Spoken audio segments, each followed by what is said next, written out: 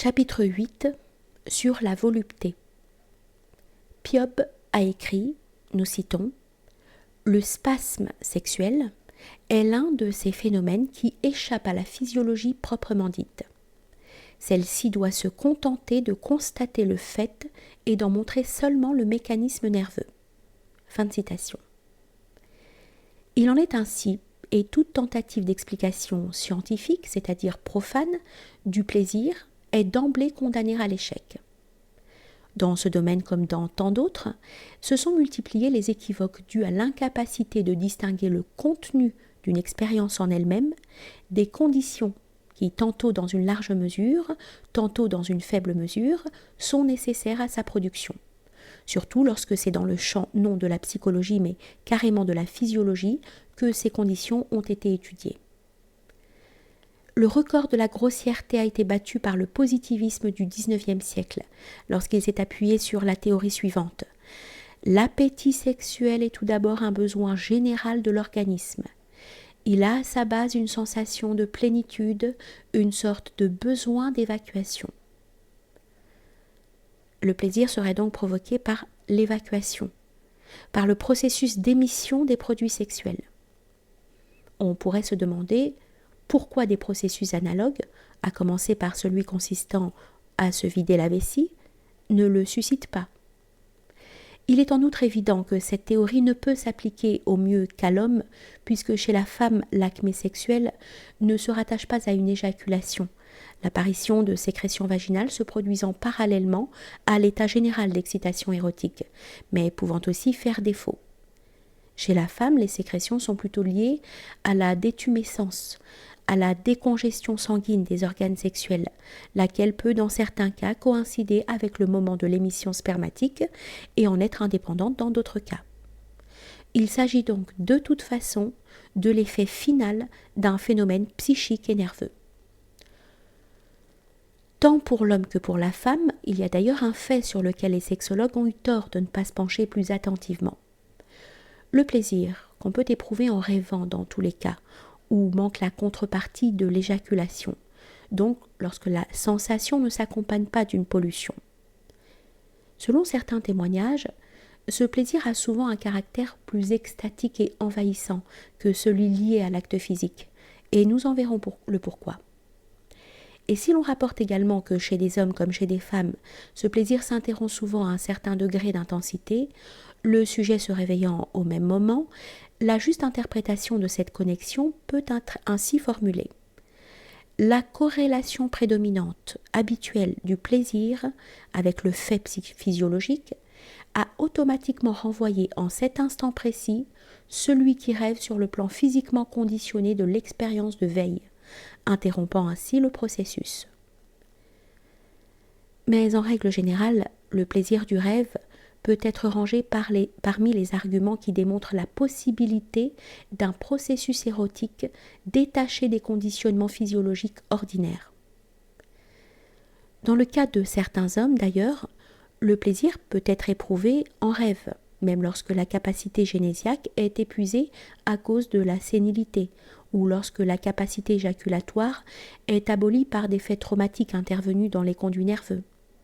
Chose celle-là qui constitue une autre et précise confirmation de notre thèse. Que la pulsion de l'étreinte ne soit pas réductible à l'explication grossière dont on vient de parler, qu'elle soit dans une certaine mesure endogène, c'est ce qu'on peut constater jusque chez les animaux. Certaines expériences, faites en premier lieu par Tarchanov, ont démontré que dans certains cas, les vases séminaux de l'animal étaient vides avant la copulation, qu'ils se sont progressivement remplis au cours de celle-ci, le rapport de cause à effet étant pratiquement inversé. Loin d'être déterminé par l'état de réplétion et de turgescence des organes, la pulsion sexuelle a elle-même provoqué cet état. Et si des recherches analogues étaient faites sur l'homme, ce fait recevrait de multiples confirmations supplémentaires.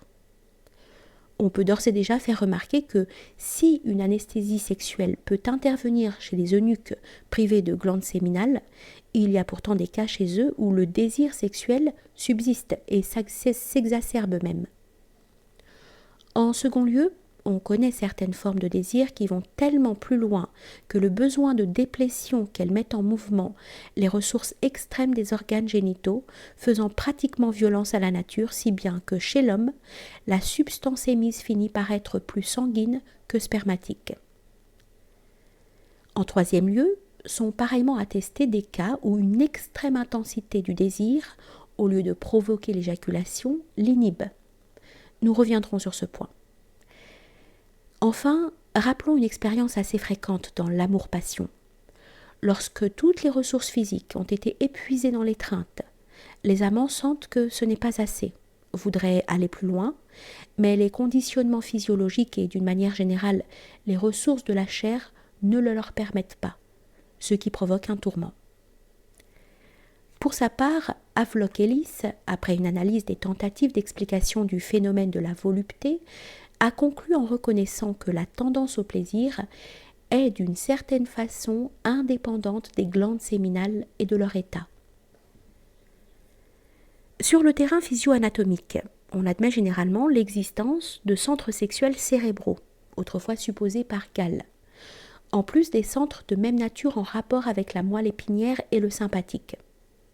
Contrepartie de ce qui ressort avec évidence chez l'homme, à savoir le rôle capital joué par l'imagination, non seulement dans l'amour en général, mais dans l'amour physique lui-même.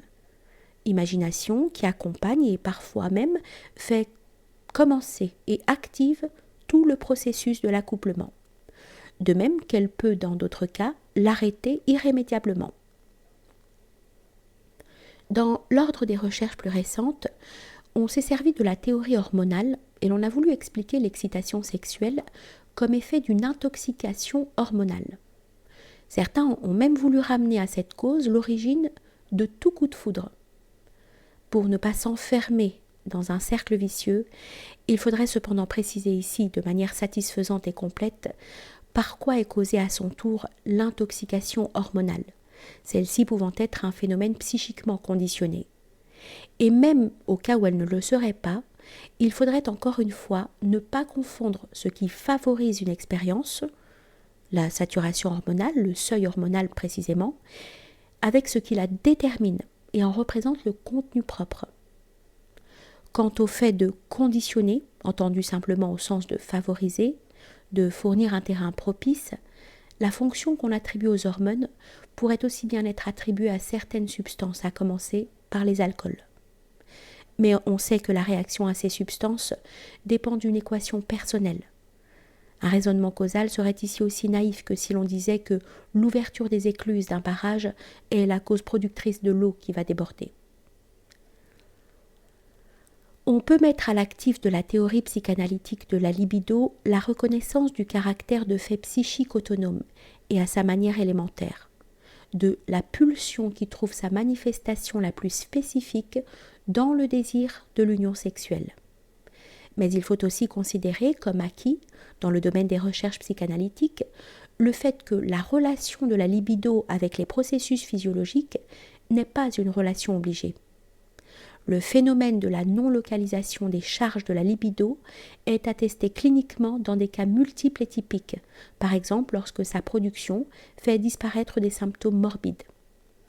Sont attestés pareillement des stades prégénitaux de la libido et des formes de satisfaction de celle-ci où la relation est inexistante. Les matériaux réunis à ce sujet constituent un argument de plus contre toute théorie physiologique de la pulsion sexuelle. Seulement lorsqu'il s'agit du phénomène spécifique du plaisir, la théorie psychanalytique se présente malheureusement comme un équivalent de celle déjà critiquée de Ferré. Dans les deux cas, on commet plus ou moins l'erreur consistant à voir dans toute espèce de plaisir un phénomène purement négatif, le soulagement dû à la cessation d'un état précédent douloureux ou désagréable. Il est évident qu'on ne raisonne pas autrement quand on réduit le plaisir sexuel à la simple sensation de disparition du malaise physiologique provoqué par la turgescence des organes, sensation qu'on éprouverait au moment de la détumescence, de la déplétion ou de l'éjaculation. De façon analogue, la psychanalyse ne sait voir que des processus quasi mécaniques et interchangeables, où le plaisir dériverait de la cessation, obtenue de telle ou telle façon, d'un état de tension, de la décharge d'une charge énergétique contraignante, de la libido. Le terme qui, en allemand, désigne principalement la satisfaction ou le plaisir sexuel, Befriedigung, pose déjà en soi problème, car ce mot connote aussi le sens de pacification, comme s'il s'agissait de la libération d'un état antérieur de tension, d'agitation ou d'excitation qui devrait être ressenti comme désagréable. Dès lors que l'on envisage dans cette optique, on peut se demander dans ce cas également si cette théorie n'est pas la fille de son temps, car vivre sous ces formes simples la sexualité et le plaisir s'accorde très bien avec un éros devenu primitif et totalement physique. On peut donc conclure cette série de considérations en disant que le désir sexuel est un phénomène complexe, dont le fait physiologique n'est qu'une partie. L'excitation sexuelle essentiellement psychique constitue l'élément premier qui, sous certaines conditions, provoque l'excitation physique et déclenche progressivement tous les phénomènes physiologiques qui accompagnent cette excitation, mais qui souvent sont absents avant celle-ci. Sur ce plan, un meilleur éclairage ne pourra venir que d'une métaphysique du sexe, non d'une psychologie ou d'une physiologie du sexe. Mais on peut d'ores et déjà pressentir que l'union des corps, prise en elle-même, n'est que le mécanisme sur lequel s'appuie et dans lequel se canalise un processus d'ordre supérieur qui transporte cette union et pour qui celle-ci n'est que la partie d'un tout. Rapporté à ce processus, le plaisir, en tant que satisfaction grossière et charnelle, étroitement dépendante des conditionnements physiologiques qui peuvent faire de lui un appât pour la procréation, doit être considéré comme une solution problématique.